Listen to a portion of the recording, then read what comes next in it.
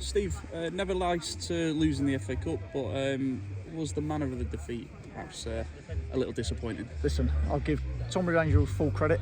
Alan Dunn, his team, hope they do well in the next round. Thoroughly deserved their victory tonight.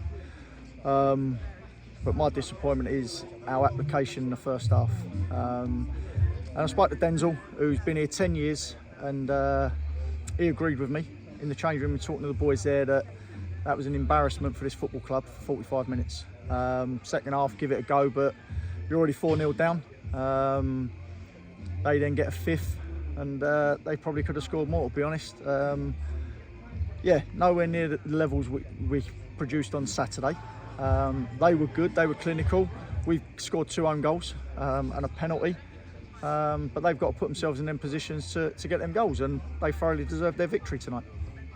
How disappointing is it to have so many individual errors contribute to the goals rather than the team? There was individual errors in there. That's nothing to do with coaching or tactics. That's down to the individual player, and that was strewn all over the pitch from the first minute to the 45th or 46th, however long was played.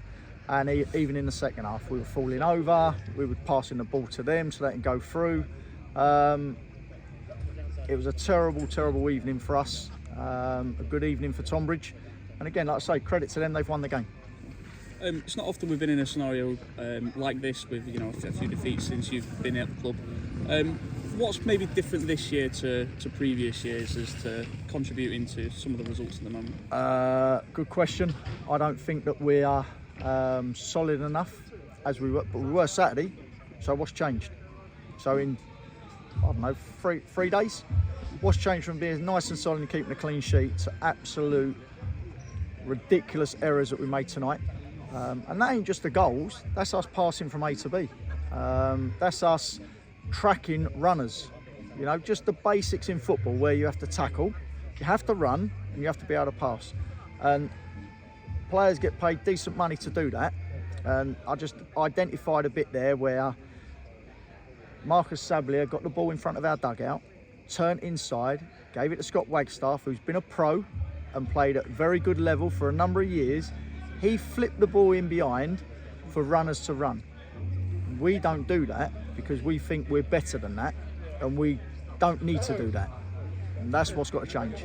You know, we're playing non-league football, but that ain't a bad ball what Scott done. He's put them on the attack. And if you've got willing runners like we've got in our team, but we refuse to put them balls in, anywhere over the pitch, I'm not blaming certain, anywhere on the pitch, if you don't want to do that, then you ain't going to play. Simple as that.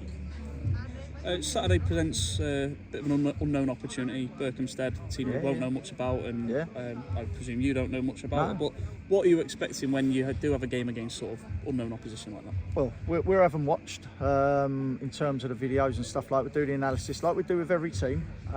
If they were here tonight, they'll be licking their lips for Saturday.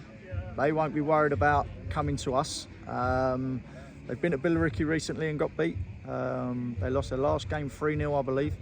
But watching that tonight, if I'm a manager watching that, I'm rubbing my hands thinking we're going to go there and give them a game. And all it seems at the minute they've got to do, and they'll probably watch this interview, put a bit of pressure on them and they'll struggle. Because I've got a few crumbling people in this team at the minute, and they got to start to stand up and be counted. I'm looking to improve this side every single day. My phone don't stop. It's hard to get players in. But when they come available and we can get them in, some people are looking over their shoulders. Not a threat, it's a promise. If they don't like it, they come and see me and say goodbye. So, thanks for your time, Steve. No problem, mate. Thank you.